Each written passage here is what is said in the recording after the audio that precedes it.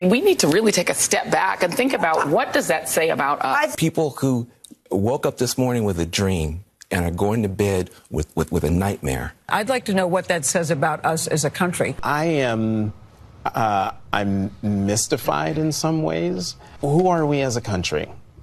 And we're starting to find out.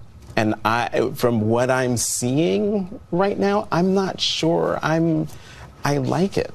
I don't know. I'm profoundly disturbed. I think if you look at the New York Times this morning, the headline was America makes a perilous choice.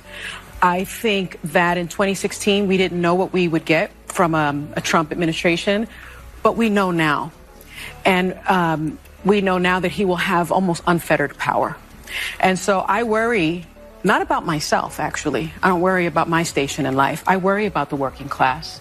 I worry about my mother, a retired teacher. I worry about our elderly and their Social Security and their Medicare.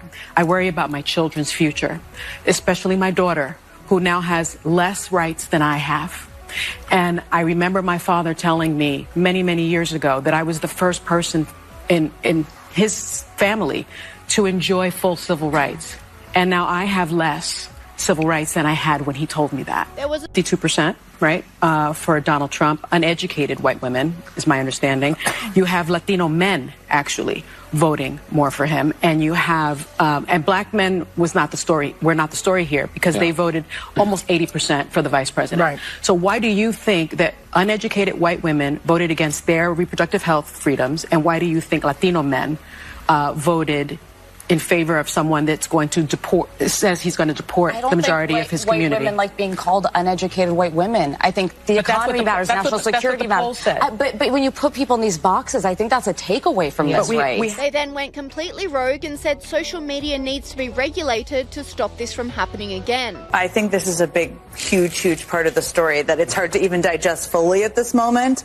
But you have Elon Musk, who owns Twitter, X, whatever we're calling it these days, X, who is a disinformation propagandist and now has could potentially have a direct line to the Oval Office. Joy Reid called Florida fascist. It's a pure Project 2025 in miniature in Florida, and that kind of extreme, sort of extremist right-wing fascist type government in Florida, does that make it a more attractive place? Are there any places that the vice president is overperforming Joe Biden in 2020? So we could show you that as well. We just bring that out here. Harris overperforming 2020. Holy smokes. There you go. So let this go away and see if there's anything on the east side there. Literally nothing? Literally nothing. Literally not one county? By 3% or more.